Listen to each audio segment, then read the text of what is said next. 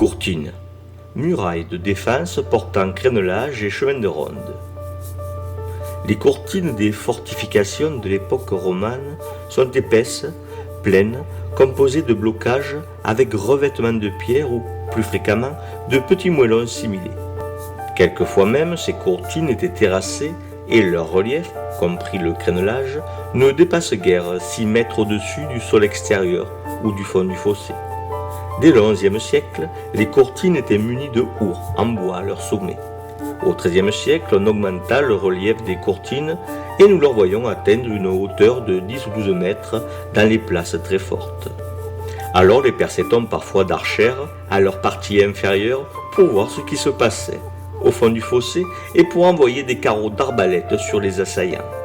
Les moyens de sape s'étant très perfectionnés pendant le XIIIe siècle, on renonça généralement aux archères percées à la base des courtines, car leur longue fente indiquait aux assaillants les points faibles de la muraille.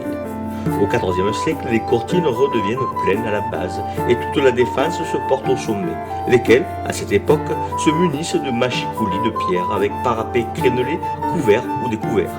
Lorsque l'artillerie à feu commence à jouer un rôle important dans l'attaque des places, on perce de nouveau des meurtrières ou des embrasures à la base des courtines pour battre le fond du fossé.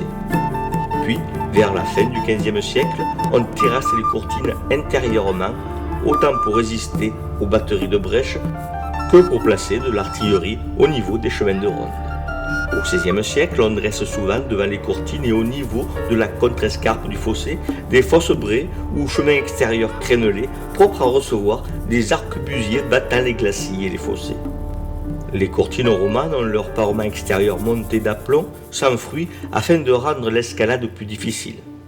Vers la fin du XIIe siècle, souvent les courtines ont un glacis peu prononcé à la base, autant pour empêcher l'approche des beffrois roulants que pour mettre l'assaillant directement sous les trous des hourds de bois.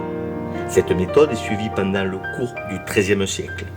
Lorsque les machicoulis de pierre remplacèrent les hourds de bois, les constructeurs tracèrent le profil des courtines de façon à ce que les projectiles, tombant par les trous de ces machicoulis, vinssent rencontrer un glacis à 3 mètres du sol environ. Les projectiles ricochant alors sur la pente du glacis venaient frapper les assaillants obliquement, et en tuer ou blesser ainsi un plus grand nombre que s'ils fussent tombés verticalement. Pour résister aux boulets, on donna du fruit au parement des courtines vers la fin du XVe siècle, et depuis lors, jusqu'à ces derniers temps, cette méthode a été suivie.